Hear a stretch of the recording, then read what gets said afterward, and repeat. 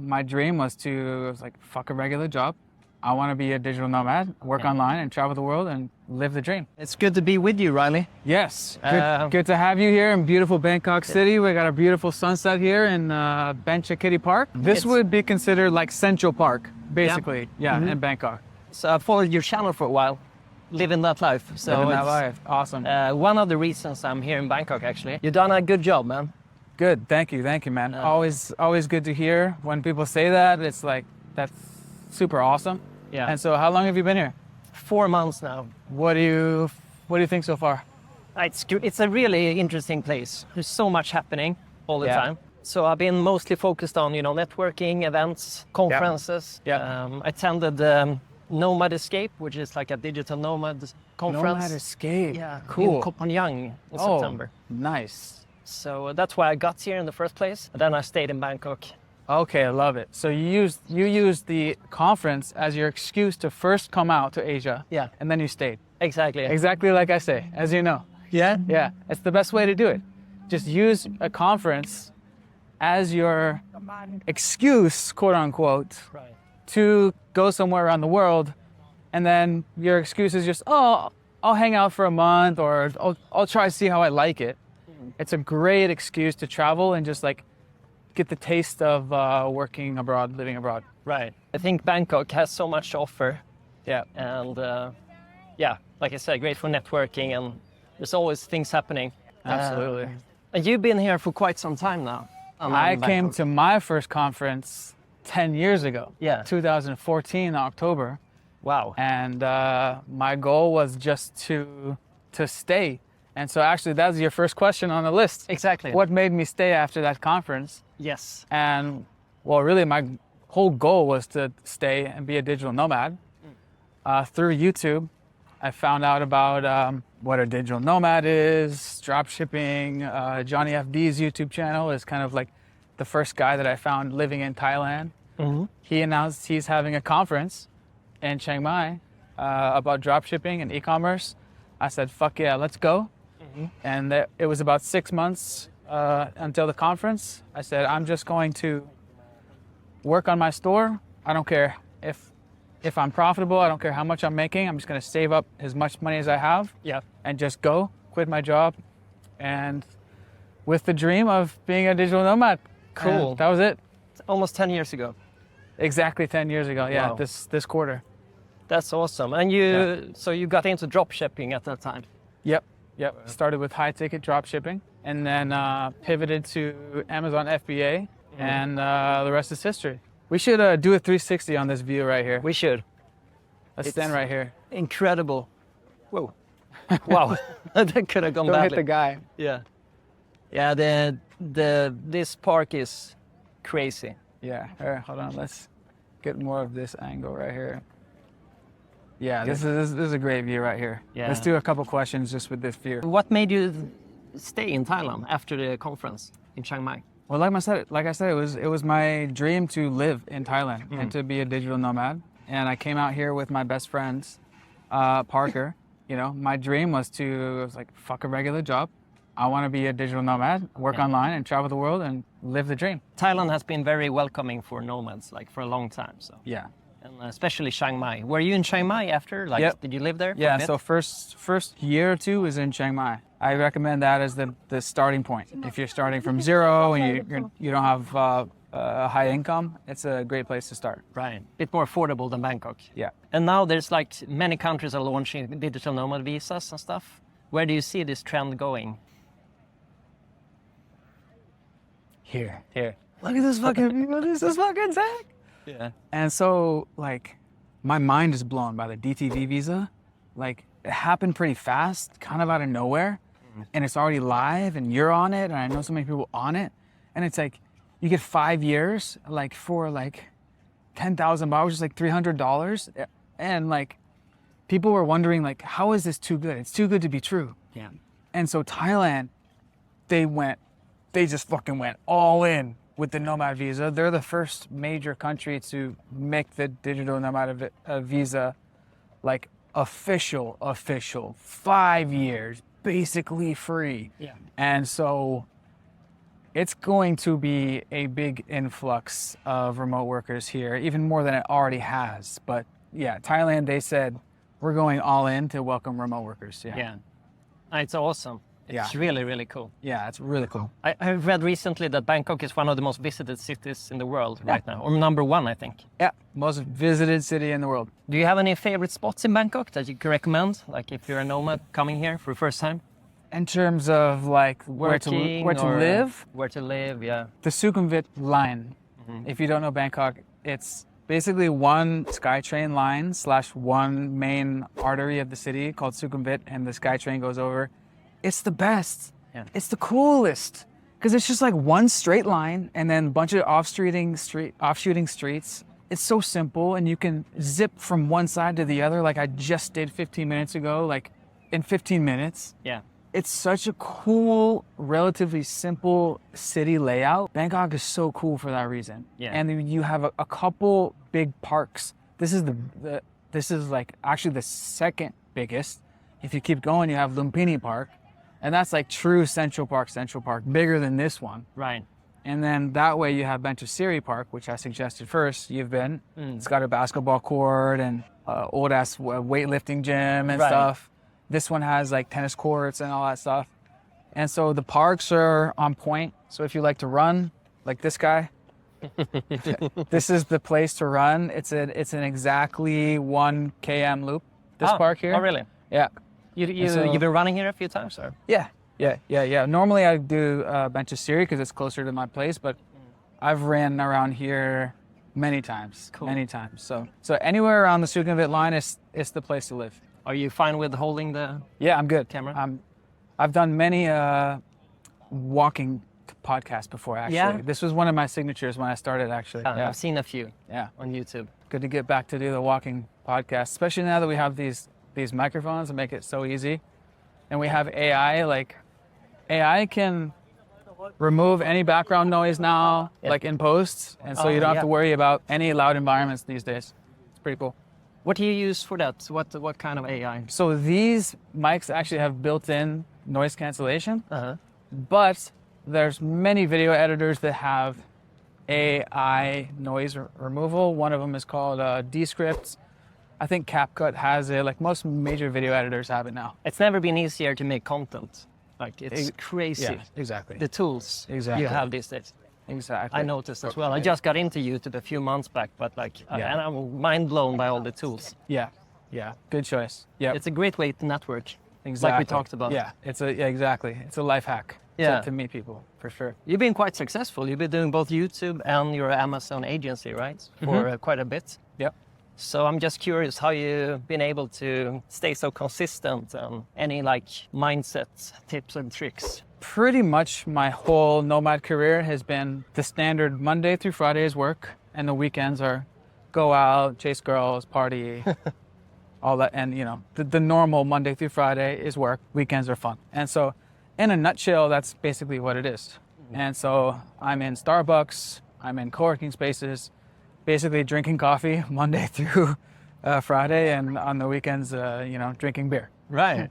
Okay. In short, that's it. It sounds quite normal in a way. Yeah. So you're not doing like 7 days a week, these kind of crazy 12-hour days. No. Well, I've never done that actually up until this year, because during COVID, I pretty much had a 2-year run of like partying and clubbing like every single weekend. It was quite the fun time during COVID.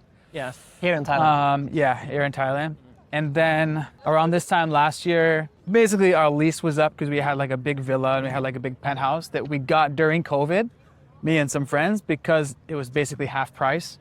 Okay. So we were like, oh, we have to do this because it was because of COVID. And anyways, that led to a lot of parties during that 2 years. Yeah. Anyways, that lease was up, price went back to normal. We went back to living at our own places. And then I was like, you know what? I need to take a break from like partying. This whole past year was actually the first year of my 10-year nomad career of actually like working on the weekends and like quote unquote monk mode. Really not going out. But basically what that allowed me to do is start a whole nother business like on the weekends. And that's my course, my sales course built over this last year from being able to work on weekends and not going out and partying. All right. Actually, what kind of course is this? It's basically a sales freelancing course. Mm-hmm. Like I'll teach you how to get a remote sales job as a freelancer, like within 30 days, like using Upwork. Because I've been using Upwork as a freelancer to get clients for my agency for 5-6 years. Is this like this high ticket sales closing? High ticket closing, yes. Okay. High ticket closing course. You have a few videos about that, I think, on your channels. Yep. Yeah. So I made a course / coaching program around that. It's a group coaching program / course. And I was basically able to make that because I had my weekends free and I worked on weekends. Right. And so that was kind of my side hustle, so to speak, because I was not going out and doing nightlife for this past year. Around Q4 of this year, after pretty much working every weekend, 6 or 7 days a week, I started to hit burnout. Okay. And then I was like, okay, you know what? I actually need to take a break and I actually need to rest on weekends. Yeah. And rest my brain on weekends. So it was an interesting experiment this year. You pushed this as far as you could, and exactly. then until you hit the wall, so to say. Exactly. A little bit, and then you pull back. Exactly. And so my current mind state is I feel like I can go a couple weekends in a row, working on weekends, working on that side hustle, maybe a couple weekends in a row. And then the next weekend I need to like fucking veg and chill, maybe for the next weekend or two. And so I feel like there's definitely something to like sprint periods and then like ease off the gas periods.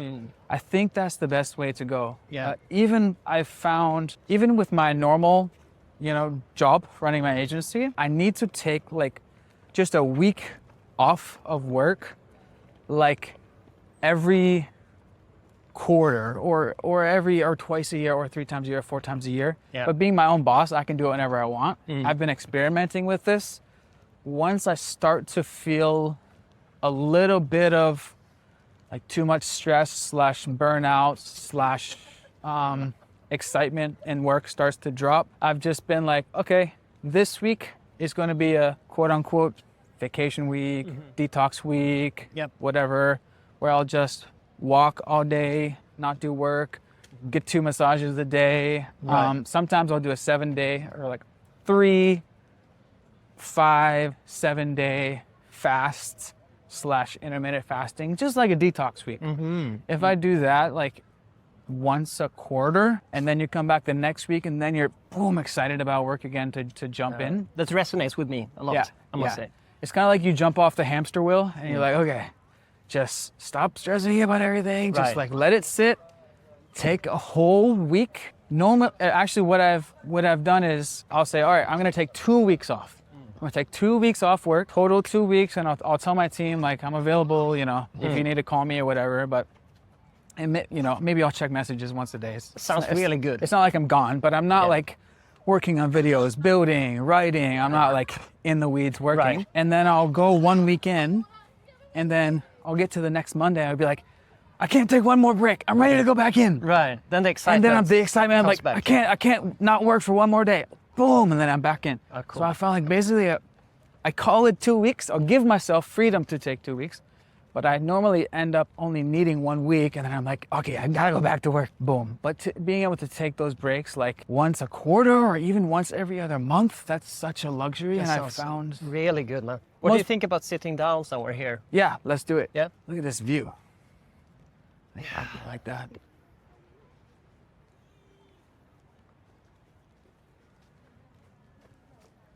Should we get this in the background? Let's see, where could we sit? I just came from this sauna and ice bath place. Oh yeah, so it's stories. Oh yeah. Yeah.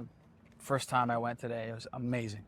Yeah. Yeah? Amazing. First time? First time. Nomads. First time on it, yeah. So you're also kind of an ice bathing guy, like me. Absolutely. Yeah. Yeah. Cold exposure, I'm a dude. pure cult member. Nice, man. Yeah, it's so refreshing. It's so good for your mental health. Yeah, I still feel the high. It's been almost 2 hours later. Yeah. How long did you go? I was there for like 2 hours. I did like cool. 3 rounds. Yeah. Sauna, ice. Nice. How long are you in the ice bath, usually? About 2 minutes. And the trick is, my favorite part is the breath hold underneath the ice. You ever done that? Oh, no, I never tried. I have to try You that. guys, you're missing out on the best part. It's a different experience than just sitting in the ice. So I'll get in, I'll do about 10 deep breaths. And then my 10 breath, you gotta plug your nose and then reach onto the side or behind you and then just relax and then just pretend you're underneath an iceberg and it's quiet and you hear the ice kind of moving and it's just like so meditative, and I'm just like go into a meditative state, and I could hold my breath underneath for a minute and a half, 2 minutes. Oh, wow. Underneath the water. Yeah, I'm holding my breath underneath the water, and you can hear and feel your heart rate slow down. Wow. Yeah. And I think there's something to it so what the ice is doing to our whole bodies, it's rushing the blood internally. And the same thing, I think, when your head goes underneath, does with your brain. So your brain calms down. All the blood goes into the center. Right. And it's which gives you this euphoric feeling. And if you know how to meditate, I always picture like an image of Gandhi for some reason. Yeah. Or like a Buddhist, statue or monk. I just picture this, and I just picture just pure bliss, bro. Underneath the ice. Try it out, Damn, guys. that's a good one. Yeah. I have to try that next time, for sure. Yeah. Cool, man. That's awesome. We tried, me and my friend tried now in Chiang Mai also an ice baiting session. Yeah. It's really nice. Yeah. It's the best. It's the best. It's awesome. Cool. So that's something you do frequently. Now that I discovered this new place, which is right near where I live, I'm going to try to go there all the time. But beforehand, there was only this one place on Sukhumvit. It's indoors, and they have the electronic ice baths, and you need to book ahead of time. There's only 2. Anyways, this place, they have like multiple, you saw the Instagram story, multiple ice baths. They actually have 2 saunas. And so you don't have to wait in line or book in advance. You just show up and you go, and it's open from 9 a.m. to 9 p.m. Awesome. The best one in the Sukhumvit area. Yeah. Maybe I can squeeze one in tomorrow. Yeah. Oh, you Possibly. leave because you leave tomorrow? Yeah, I leave in 2 days. Okay. Yeah. Yeah, definitely I would say try it out. In terms of having it part of the daily routine, I actually think sauna and ice as part of the daily routine is actually one of my top priorities these days, which is why when my lease is up, I'm going to do a bit in Bali and see how that feels. Because in Bali, have you been? Never. Like every gym has not every gym, but many gyms have a sauna and ice bath there. And that's ideal because you can work out and then you finish it with the sauna and the ice bath, and then what more can you ask for? That's the ultimate daily routine. Yeah. And so you start the day with it usually, or you like starting the day with it? Yeah. Starting the day with the workout, sauna, ice, that's the ultimate charge you up, fucking endorphins for the rest of the day. Yeah. And so right now, at this point in my career, I'm just thinking about how do I optimize, what's the best daily, weekly flow? Work-life balance. I mean, that's what we're all trying to figure out, Exactly. right? I've been living in Bangkok basically for the past 2-3 years straight. And so I feel like it's time for a little bit of a switch up. So you might relocate to Bali for a while, or a longer just time. switch it up. See, in this Nomad life, it's there's no moving. What is moving? It's just go to Bali for a while, maybe for a month, maybe 2, maybe 3, and then I go home for a month every summer, and then figure out where I want to go when I come back. But what I've learned is, actually in Phuket, we had a villa in Phuket during COVID. We bought an ice bath, we bought a sauna at our villa, and it was the ultimate dream. And so I'm I know the dream. Yeah, I saw those videos. Yeah, I really love them. Yeah, and now I want the dream back. Sure.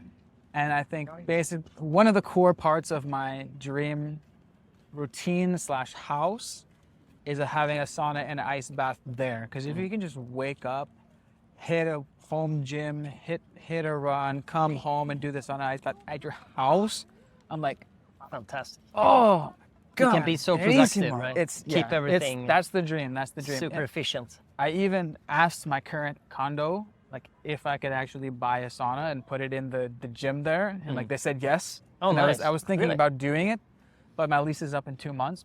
If I were to stay here, I would do it. I would get my own for the house, and as well as my own ice bath. On the topic of productivity and health and all of this, do you have like time blocks where you do like your agency and the content creation, or like how does it look for you? In short, you know, Monday through Friday is pretty much coffee work, I like to call it. And so I will start every day and pretty much do a run around the block, and then shower and drink coffee, and I'm working for, I call it just like a work chunk, and it might be 2, 3, 4 hours, and I might be at home, or if I'm not at home, I'm at a Starbucks. So I'm about 50-50. And then, you know, you have like a lunch break, and then it's another work chunk. That's another, you know, 4 hours or so. And then if you run a US-based company, or you need to speak to people on the other side of the world, like teams, clients, then you're going to have an evening work chunk. And so if you live in Thailand and you're talking to people in the US, that's going to be 9, 8, 9, 10, maybe 11 p.m. It depends on your situation. It could be 12, 1, 2. But I don't recommend taking calls at like 3, 4, 5 in the morning. I've never done that. You don't have to do that. But my schedule these days is my last call will be around 8 or 9, because like if you're your own boss, it helps. You can tell people when the call is going to be, especially for team calls. I can choose when those calls are going to be, but occasionally there'll need to be a client call that's maybe 10, maybe 11, maybe midnight. And so that's Monday through Thursday. I normally don't take late night calls on Fridays. Yeah, that's the typical schedule. Yeah. You have to stay quite flexible. And then in terms of the content creation / shooting videos, my agency is now fueled mostly from my Amazon YouTube channel. And so this whole past year, I've been focusing on building my YouTube channel, Riley Bennett Amazon, as an Amazon expert channel. Right, that's a new channel. Yes, I've only been taking it serious, basically for the past year. And so this time last year, I was getting maybe 10% of clients through YouTube. At this point, we're getting about 80% of our clients through YouTube. Wow. So that's 1 year of like really consistently doing YouTube right. Basically going to be like a Alex Hormozy of Amazon, or like a Gary Vee of Amazon. It kind of just makes sense. Like that's how you grow any business these days. Right. It's through YouTube, it's through social media. Yeah. And it ties in to your question about the personal brand. It's like if you want to build any agency, any business, it's like, so how I think of myself as a business, as a career, I'm just an expert, right? Like Gary Vee, he's just an expert, and then he's got companies underneath it. Alex Hormozy, he's just the business guy expert, and then he's got companies underneath it. And so for me, I'm just the Amazon expert. And so I'm just on YouTube, I'm Amazon expert. I teach you tutorials, and I just teach and give value. And then they'll see me mention and links in the description, hey, I have a management agency, or hey, I sell these courses or these templates or whatever. And so I think that's really the best business model these days. The personal brand / expert, and then you have whatever products or services that you offer. You can find good synergies between those.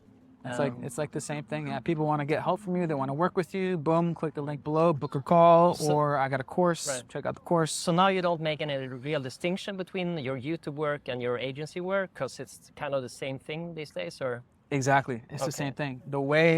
My main thing that I work on in my agency is making more videos. That's what goes to the company. Better videos, more views on the videos, more subscribers. That's the biggest driver to get clients, and it's been the best. It's been the best marketing tool. Marketing tool, lead generation tool is YouTube. That's super cool. Yeah. What was the YouTube tricks the changes you made? Yeah, I think with YouTube these days, it's in the business sector. It's all about basically putting free courses on YouTube, just like tutorials. Okay. Just be really useful. someone said this quote, like, instead of thinking about how to make the most money or whatever, just think about how to be useful to people, and then like you'll do well on YouTube. And so like my most viewed video is like a 20-minute video on like basically ultimate guide to getting Amazon reviews, and like the top 5 ways you're gonna get Amazon reviews. And so that got like 20,000 views, and I did well. And like my top other 5 most viewed videos are basically just educational tutorials about Amazon stuff. Right. So it's just be educational, yeah. Yeah. That makes sense to me. And how about Livin That Life? Is that are you working on that channel too, or is it more like a side fun hobby project? How do you That's view it? always been a hobby project. Yeah. It's always just been an extension of. I started on Snapchat vlogging when I first came to Thailand 10 years ago, and I did that for a year. And I was like, I should just do this on a camera and put it on YouTube. So it started just doing stories, and then vlogs. When I travel, I'll just do a vlog. I would love to start doing more vlogs again, but for the past several years, I've been so focused on the agency, and I realized like, okay, like Riley, you need to focus more on the agency. Like, you need to put aside your side hustles, passion projects for now. Just focus on building your Amazon YouTube channel, and look what happened. It worked. It worked. It worked. It worked. So you doubled down on I doubled your main down business, basically. on the main business. That's what everyone says, right? But long term, it's Livin That Life / my personal brands. It's going to be probably the main thing. And so tied in with my sales course, I started another YouTube channel, Riley Bennett Remote, and that is specifically teaching sales and freelancing, right? And so I have that going. That's only around 1,000 subscribers or something, but that's just where I put my videos teaching freelancing and high ticket closing, remote closing, basically helping past versions of myself get started as a young 20-something with no money. Yeah. And I know you have questions about that coming up. But actually what I'm thinking about doing with Livin That Life is actually changing the channel name to Livin That Life of Riley, which my Instagram name had to change to that. It used to be just Livin That Life, Okay. but I lost that account. It got banned. Oh, shit. And I was thinking of a name of Livin That Life of Riley. Oh, that actually works, because it's actually like a saying, like Life of Riley. Have you ever heard that saying Yeah, before? I think so. It's like an Irish saying. Irish Yeah. saying. Okay. And it means like living carefree. And I was like, oh, okay, it fucking works. Wow. And so Livin That Life it's 99% of vlog channel. Like 99% of the views are just like fun travel vlogs. India, China, Colombia, just like all fun vlogs around the world, nightlife. Do you make any money out of it? Basically no money. I mean, just from the AdSense, like $50 a month, just from the random views that happen. Yeah. At the peak, it was like $200 a month, but Okay. there was no businesses attached to it. Honestly, I was a horrible YouTuber. Right. No promotions. You didn't it was try just to get sponsorships no or brand deals or promotion, something? no doing anything. It's just I have nothing to sell to you. This is just I have fun vlogging. Yeah. I just like. I like the channel because you're so authentic, and also you're just showing your life, basically. Yeah, I think people resonate with that. Yeah, and the reason that I started it, and one of the reasons I like doing it, like I don't care if literally nobody watches it, I'm gonna watch this in 10 years. Like I just think of it as like home movies. Yeah. I just want to document my fun life because Sure. this is my dream. Like I made it at least to like level 1. I'm making money online enough to live out here. I just want to document my life. Like that's the whole point of having the channel, and of course I'm going to put it on YouTube. Like why not? And so that's where it's coming from. But of course the dream is to make full-time income and to make millions just being yourself. And so the long term, you know, I would love to be like a Tim Ferriss or a Joe Rogan or a Gary Vee or like a someone like that who is not necessarily talking about one specific thing, but they just share wisdom about all different types of stuff, share their life, and then they get a following, and then if they want to do a sponsorship or have their own coaching or courses or whatever, they'll figure out how to monetize it. but it's really just building they say like your 1,000 true fans. And so when I get to Bali, I have 1,000 loyal fans can be very valuable, basically. Yeah, and I you think, don't need much more. Yeah, I think if I'll post a random video like on Livin That Life, I'll get like 300 views. I probably have like 300 people that will watch, no matter what, no matter what the video is. But I think Livin That Life with Riley will be my personal brands, where I will just go on and just rant about whatever, and just also share more about the behind the scenes of my life and just like what I'm going through right now with my business, with travel, and just kind of like a true life log. Cool, And man. that's what I have in mind right now. Have you We'll see always how it been goes. extrovert like that? So you always wanted to... Actually, most of my Talk life, and- I grew up an introvert, Oh, really? shy redhead kid, Okay. until my friend told me that he made $1,000 last week. This was in senior year of high school, and I go, "What the fuck did you do? I don't care what it is, sign me up." And it was door-to-door sales, and he signed me up for door-to-door sales. I started doing that. I started doing actually pretty well because I can talk and have conversations pretty well. And that kind of broke me out of my extrovert shell. Doing door-to-door sales was a very good entry-level job. So that's So that broke me. recommendation. Yeah, that's a recommendation if you can, or remote. You can do it remotely. Remote closing is good too, as what I teach, and that's part of the reason why I teach remote sales, because I started in sales 15 years ago. That's how I started that was my first job. That's what everyone says you should start with, like sales. To Yeah. learn. That's a 100%. foundational skill. Yeah, because communicating is the foundational skill of all of life, all of business, all of life. And then, so that broke me through like level 1 of extrovert. And then when I went to Thailand and started vlogging, that just, after a few years of doing that, took me to extrovert. Complete opposite, took me to extrovert. Yeah. It's like So now speaking you into see camera. yourself as an extrovert person, basically. Or you- Yeah. I mean, I can be both. But yeah. Cool, man. What a journey. Last few rains. Oh, yeah. Actually, I've never been to that convention center. What is I don't know. It's a huge convention center. Yeah. I went to DevCon there a few weeks back. DevCon. It's a DevCon crypto was there. conference. But if someone wants to start building their personal brand, what would be like the number one tip? YouTube. YouTube. Yeah. Go to YouTube, start making videos. That's it. Or, I say whatever platform you use the most, do that one. So could be Instagram, could be TikTok. But I consume and use YouTube. And so I'm a YouTube type of guy. And so I think YouTube is where it's at. And so, yeah, just go on YouTube and start talking about whatever you want to talk about.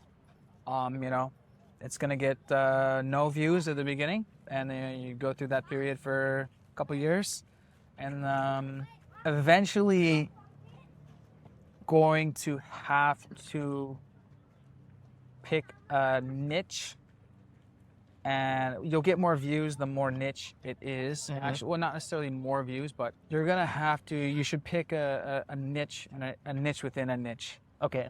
Yeah. Something very specific. Something very specific. Yeah. That's what you recommend. Yeah. So, for example, Amazon, I'm actually niching down my channel to selling supplements on Amazon.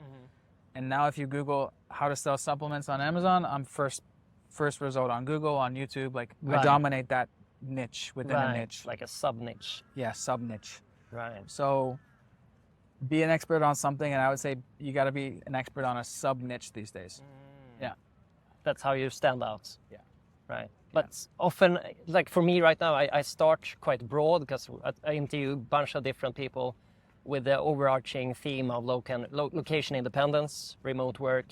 That's often how you get started, I think. Maybe it's hard to be very specific initially. Yeah, Maybe it's a journey. I think you're in the phase where you just need to, it's like learning any sport. Like if you're learning Muay Thai, you just need to get in there and get stretched out and get your first rounds and just get sweaty. And then maybe a year or two in, you'll be like, oh, okay, I can focus on this one sub niche of fucking Swedish people living abroad, like I don't know, or like something, and you won't maybe. It's gonna be let the data speak for itself, let the comments speak for themselves. Right. Whatever people are like most interested in. But maybe you just talk about Nomad conferences around the world and you like review them. Like I have no idea. Right. But you will eventually be like, okay, people are more interested in this, and there's less competition in this, so maybe I can focus on this. It's all a balance of. Right. It's like finding the icky guy. Exactly. Yeah. And you can, after a few videos, X amount of videos, you can analyze and see where the peaks are, where the kind of a little bit. Yeah. See where the interest is. Yeah. YouTube/personal brand. It's like I was gonna say 10-year journey, but it's a lifelong journey.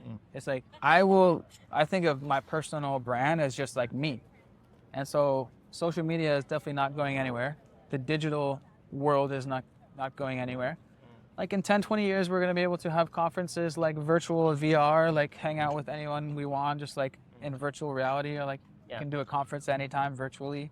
Exactly. And so, personal brand is like, I will be me and sharing my life experience, sharing value, answering questions, trying to be useful to other people until I'm dead, until I'm 60, 70, 80, 90, 100. Who knows how long we'll live. Right. And so it's like, that's what personal brand is. It's just be you, and you're just someone that's out there, and people look to you and they ask you questions. Hey, what's your experience?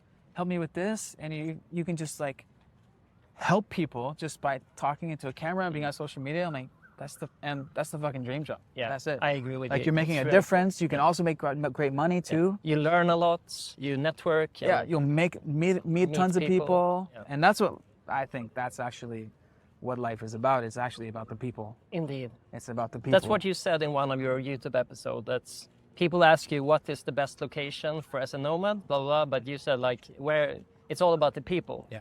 Wherever you have friends, that's where you should go. I really like that. Yeah, I agree with that 100%. Because that's, at the end of the day, that's what they say. Life is about the people and the relationships. And normally where I've ended up is because of the people. Like someone says, oh, there's a conference in Chiang Mai. Come to Chiang Mai. I'll see you there. Okay, boom. Now I end up staying there for a few months. Or there's an event in Bali. Come. Or just I just built a villa in Bali. Like, I'll let you stay for a week. Okay. And let the people come and, follow the people, basically. Follow the people, yeah. The good people. And, girlfriends can be a part of that. So it's like, oh, and there's someone, like that. And it's hard to focus sometimes here because there's so many pretty women. Yeah, lots of pretty views. Like, oh, I met a pretty girl. And then, okay, now we're together. And then, okay, I guess now I'm in Bangkok for 2 years. And so obviously in life, people and, romantic relationships can affect that. And, finding a girlfriend who is also nomadic and, down to travel, it doesn't always happen like that. Have you met a girl that's able to travel with you? Or like, how do you manage relationships while living this nomadic lifestyle? I've had a few, Thai girlfriends throughout the years. Only one is long-term that I'm actually currently with, almost 3 years. And we've taken many trips. Gone to Bali a few times, and Maldives, whatever. But at the same time, like Thailand is basically my home base. It was already my home base. Right. Yeah, it was already my home base. But you're not one of those that travels constantly all over. You've been based here, basically. No. More or less. Like every then it works. Every couple years, the way. schedule has been like do one international trip.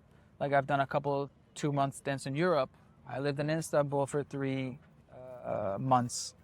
I've done 2 6-month stints in Bali. I did a 1-month stint in Africa, Kenya, and we did a road trip around there. Nice. I did a 1 month in China. A week in Tokyo. I've done that a couple times. And so it's been like, okay, home base by default. Like the default base is like Bangkok if there's nothing else going on. But the cool thing about working remote is like if your friends want to do a trip, like you can say yes. Like you don't have to ask anyone. Yeah. You can just say yes to to all the things. Anything you miss from the US while living abroad? Because you've been abroad a long time. Yeah. You're from Seattle originally. Yep. Well, so I visit home every summer for a month, and I haven't missed one. It's been 10 years. Every month of July, I'm back home. And so I get my, my parents and fam all at once that 1 month. And so, some people would say, family is the thing, but I would say that's fairly satisfactory for me. That 1 month of fam time, I feel like it's a pretty good flow, at least for me. 1 month out of the year, home, living with parents, at their cabin and just hanging out with fam. That being said, in the future, like when I'm richer, I envision being able to go home for Christmas whenever I want, being able to fly my family out whenever I want. And so I think that's the dream. Right. Make enough money where it's just like, I don't have to worry about business class flights for whoever, Right. making great money. And so that's part of my vision, is like being like, to the point where you don't have to worry about money, and you don't have to worry about, I can go home as much as I want and fly my family and friends out whenever I want. Yeah. That would be because cool. Once you fly business class, have you flown business class before? Yeah. Well, after I started doing business class during COVID, partly because I started doing the points thing that my friend helped me with. Shout out Trevor, milemethod.com. The credit card points hacking thing. I've only been doing business class flights, and it's amazing. Like you're laying flat on these long ass flights. Damn. And it makes it I actually look forward to it. I look forward to these long flights now on business class. Yeah. So comfortable. Yeah, and so that's not the issue. How do you rack up these points? Do you have like a business credit card that you tied to some bonus program? Yeah, especially if you have a business, you should not be paying for flights. Just use a points card for all of your business expenses, especially like if you're running ads. You can even get points for paying your employees through this like other third-party site. I forget it. You guys can ask me. But I did make a video recently on Livin That Life called How to Travel with Points. Point stacking, I call it. I have to check that out. Yeah. But the caveat is it's mostly for Americans, because these credit card offers have really good targeted for the good US. Bonuses for the US. Yeah. I see. Yeah, because we love our credit cards. It seems like it. Yeah. I wish to find something similar in Europe. But I've heard non-US people do pretty good book points at. Especially, do you own a business? Soon. Okay. I'm about to set one up. Just make sure that whatever your business expenses, especially if you're paying for advertising, just use a card that gets you points. Right. Yeah, and then you can. That's really clever. You can use, and then you can purchase like ads and different things to get more points. Yep. That's a really good one. Really good one. Oh, especially if you're doing e-commerce too. You can buy your inventory with a credit card that earns you points. Right. So that's another hack. That's a really good hack. Yeah. Look at this. Look at this view right here. Wow. Yeah. Look at that. And then we got the sunset. Huge convention center right here.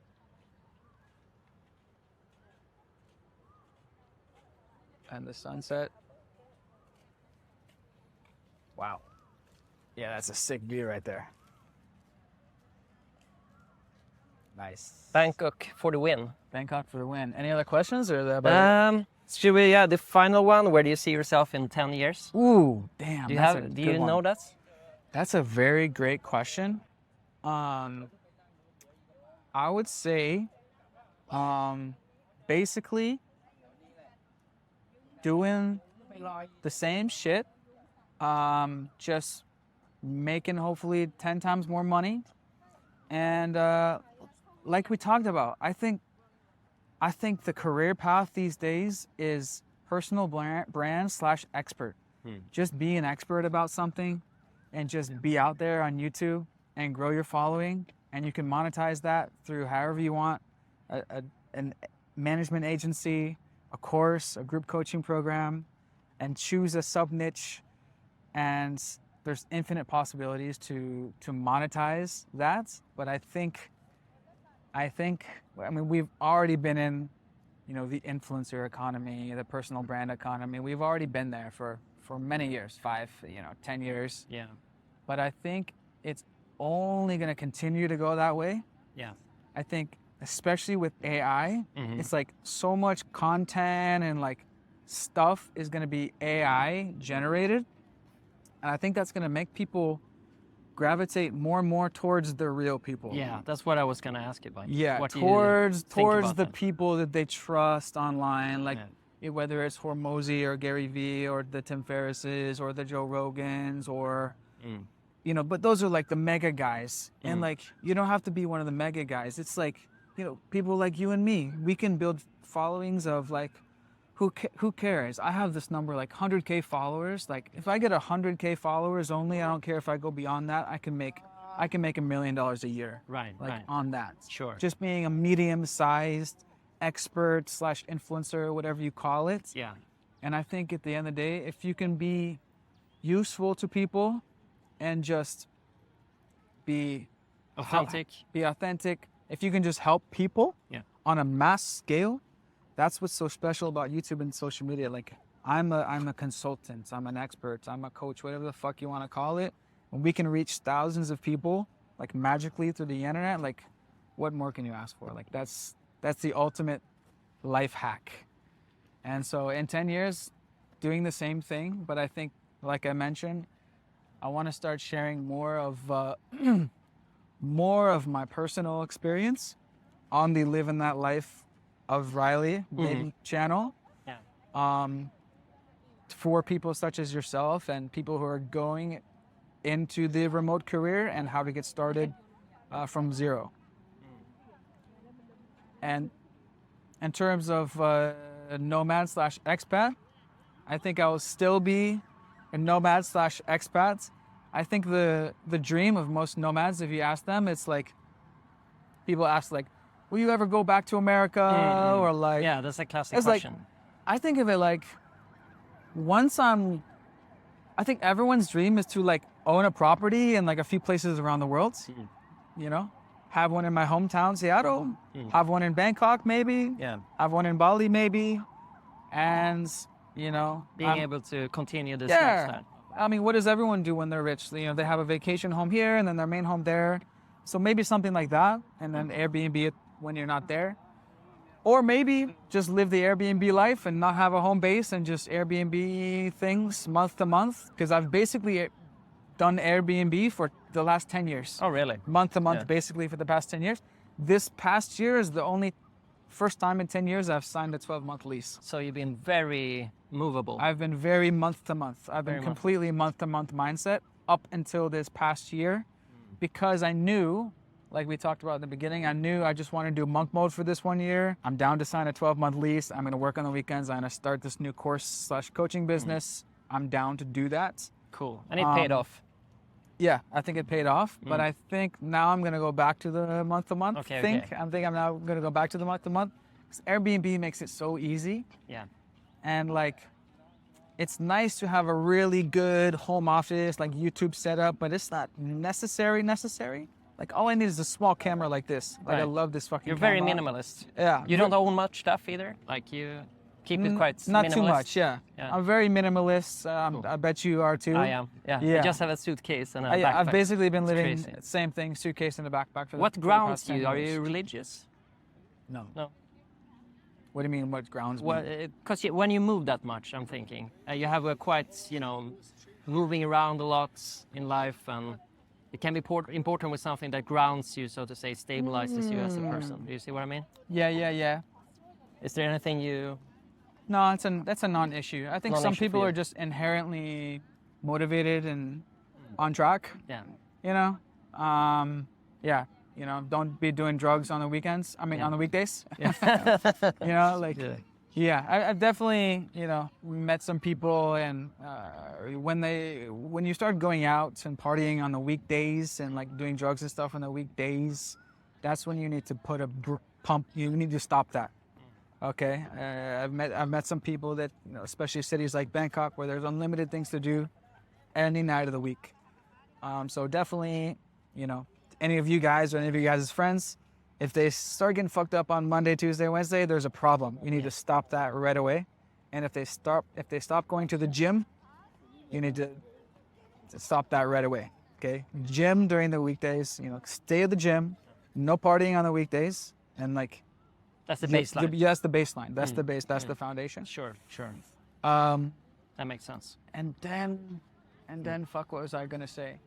We were talking about. Do you have any philosophy or something, stuff like that? Yeah, I love philosophy. I'm a student of philosophy. Stoicism. Yeah. We could do a whole hours. That's another. We could do a whole hours about philosophy, but yeah, kind of.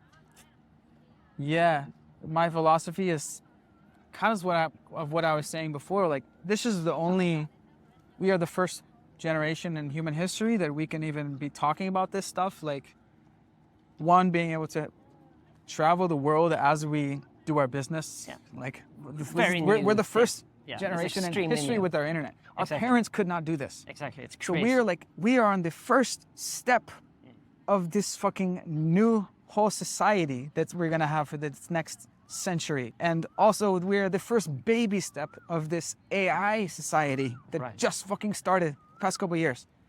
And in 10 years, it's going to be crazy. Yeah. Like, we're going to start to see humanoid robots walking around in the next 5 years. Self-driving cars. Self-driving cars are already starting now. Humanoid robots are going to be walking around the malls, greeting us, serving our food, picking up the trash around here. It's not far away. It's very not far away. Trips to Mars, hopefully. Mars, who knows? In 50 years, we could be doing a podcast on Mars. Exactly. Like, you don't even know. Fuck, we need to take our vitamin C and shit so we can live long enough, right? Exactly. So we can do a podcast on Mars next time. Exactly. And so my philosophy is we live in the most interesting time in history by far. Yeah. And so take advantage of the internet. Cut out the mass media and focus on the amazing opportunities. Yep. We're the most blessed generation probably that has ever lived. Yep. Absolutely. Absolutely. Focus on the positive, right? Yep.